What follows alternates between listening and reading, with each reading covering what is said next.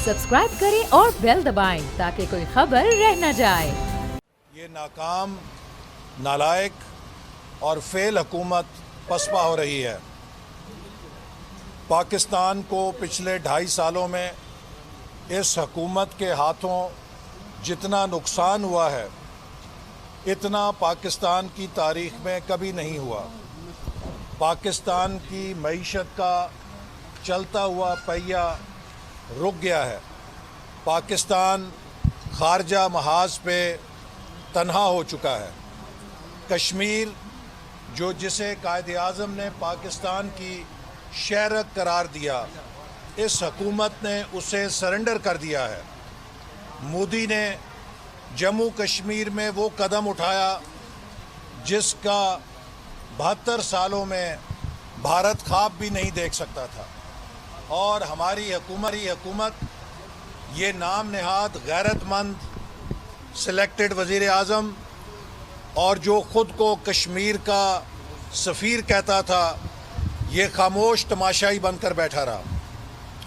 आज पाकिस्तान में महंगाई की जो लहर इस हुकूमत ने बर्पा की है, उसने मज़दूर, किसान, तालिब इल्म, पेंशनर, नौजवान सब की ज़िंदगी अजीरन कर दी है। हर रोज़ ये अफसर बदलते हैं, हर रोज़ ये अपने टीम बदलते हैं। इनको समझ नहीं आ रही कि मुल्क की मईशत कैसे चलानी है, मुल्क की इंतज़ामिया कैसे चलानी है। मुल्क की मईशत तो बड़ी दूर की बात है। कप्तान जो कहता था कि मैंने वर्ल्ड कप जीता है, उसने क्रिकेट का जो हाल किया है वो भी एक सब के लिए इबरत बन चुका है कि कम से कम इमरान नियाज़ी अगर पाकिस्तान को क्रिकेट के उस मुकाम पे ही कायम रखता जहाँ पे मुस्लिम लीग नून ने छोड़ा था, तो हम चलें कुछ बात मान लेते। ये बात साबित हो गई है कि मईशत तो हम इमरान नियाज़ी से अच्छी चलाते थे, क्रिकेट भी हम इमरान नियाज़ी से अच्छी चलाते थे।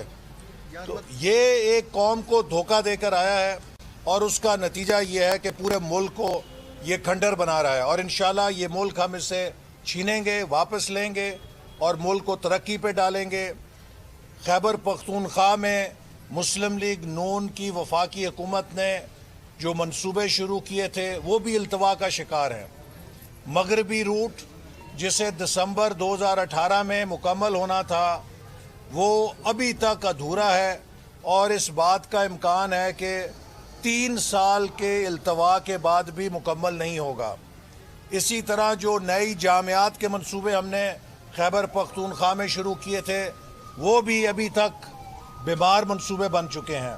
खैबर मेडिकल यूनिवर्सिटी में हमने 1 अरब रुपए का लिवर ट्रांसप्लांट का मंसूबा दिया था, वो जिसे कि 2018-19 में मुकम्मल हो जाना था, अभी तक अधूरा पड़ा है।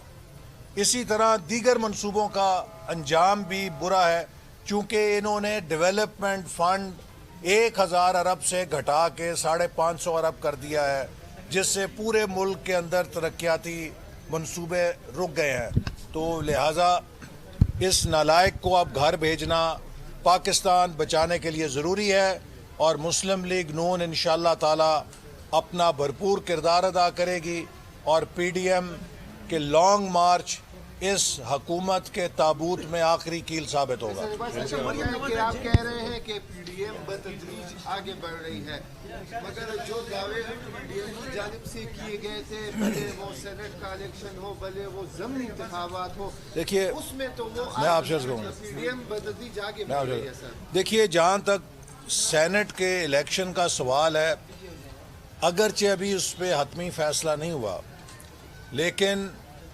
ज़्यादातर जमातों का ये मौक़िफ़ है कि हम आइन बचाने निकले हैं। हमारा PDM का मरकज़ी नुक्ता जद्दोजहद का ये है कि पाकिस्तान के वफाकी पार्लिमानी निज़ाम को जो आइन में दर्ज है उसे मजबूत किया जाए। अगर हम सेनेट का इलेक्शन छोड़ देंगे तो इस हुकूमत को सेनेट में 2/3 अक्सरियत हासिल हो सकती है और सेनेट में इस हुकूमत को 2/3 अक्सरियत देने का मतलब ये होगा کہ انہیں آئین میں من پسند ترمیم کرنے کا اختیار مل جائے اور 18ویں ترمیم کو بھی یہ رول بیک کر سکتے ہیں، وفاقی پارلیمانی نظام کو بھی یہ تبدیل کر سکتے ہیں۔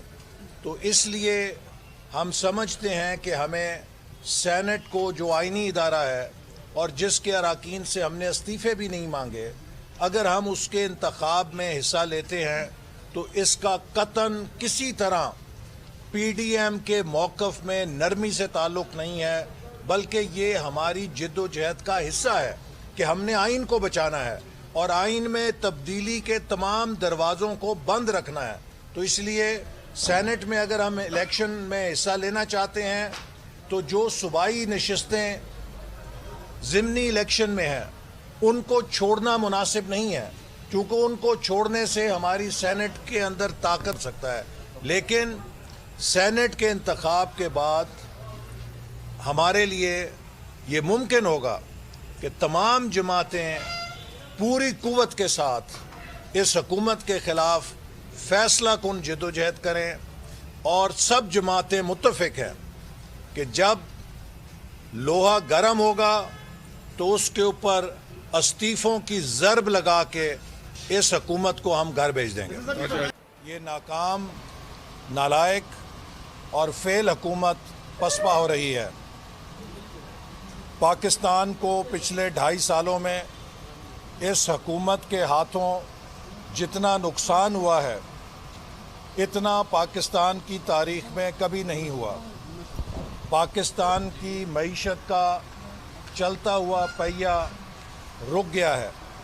پاکستان خارجہ محاذ پہ تنہا ہو چکا ہے۔ کشمیر جو جسے قائد اعظم نے پاکستان کی شہرک قرار دیا، اس حکومت نے اسے سرنڈر کر دیا ہے۔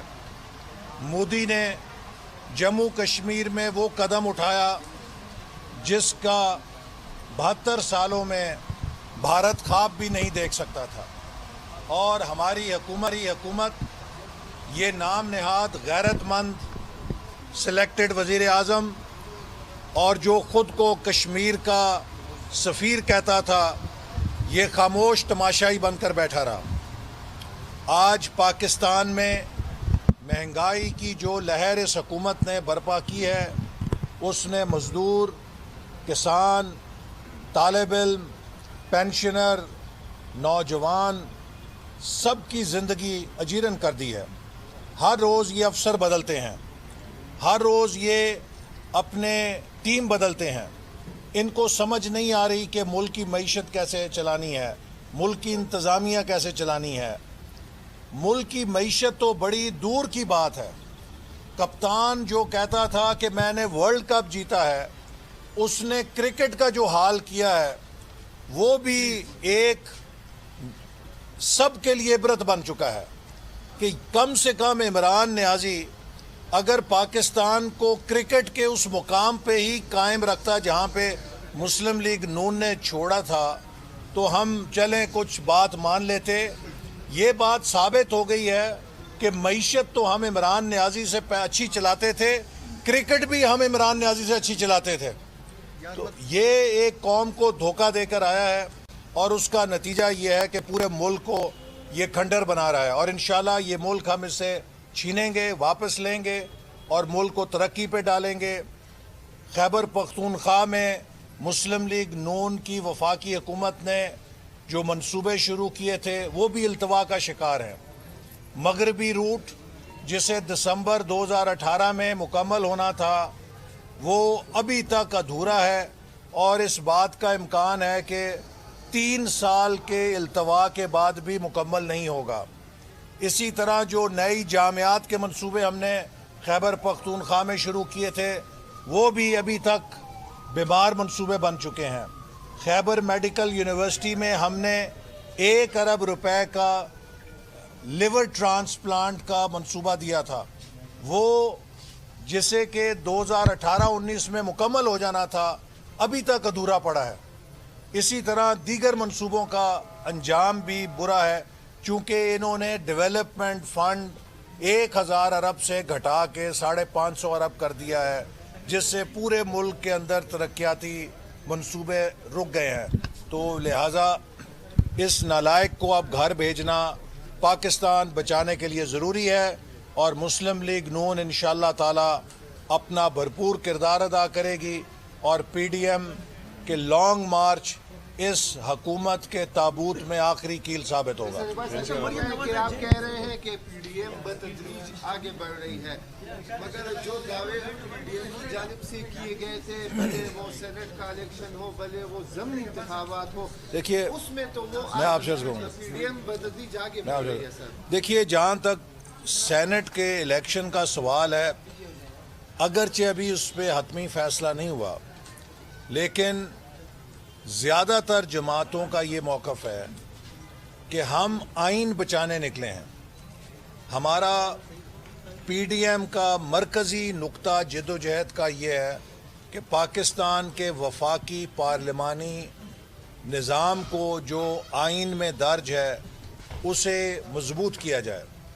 اگر ہم سینٹ کا الیکشن چھوڑ دیں گے تو اس حکومت کو سینٹ میں 2/3 اکثریت حاصل ہو سکتی ہے, اور سینٹ میں اس حکومت کو 2/3 اکثریت دینے کا مطلب یہ ہوگا کہ انہیں آئین میں من پسند ترمیم کرنے کا اختیار مل جائے, اور 18ویں ترمیم کو بھی یہ رول بیک کر سکتے ہیں, وفاقی پارلیمانی نظام کو بھی یہ تبدیل کر سکتے ہیں.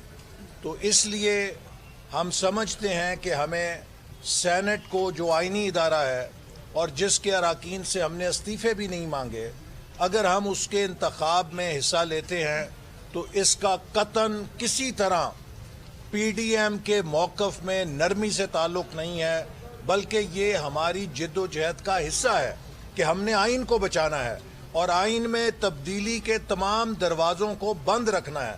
تو اس لیے سینٹ میں اگر ہم الیکشن میں حصہ لینا چاہتے ہیں تو جو صوبائی نشستیں ضمنی الیکشن میں ہیں ان کو چھوڑنا مناسب نہیں ہے, کیونکہ ان کو چھوڑنے سے ہماری سینٹ کے اندر طاقت سکتا ہے. لیکن سینٹ کے انتخاب کے بعد ہمارے لیے یہ ممکن ہوگا کہ تمام جماعتیں پوری قوت کے ساتھ اس حکومت کے خلاف فیصلہ کن جد و جہد کریں, اور سب جماعتیں متفق ہیں کہ جب لوہا گرم ہوگا تو اس کے اوپر استعفوں کی ضرب لگا کے اس حکومت کو ہم گھر بھیج دیں گے. سبسکرائب کریں اور بیل دبائیں تاکہ کوئی خبر رہ نہ جائے.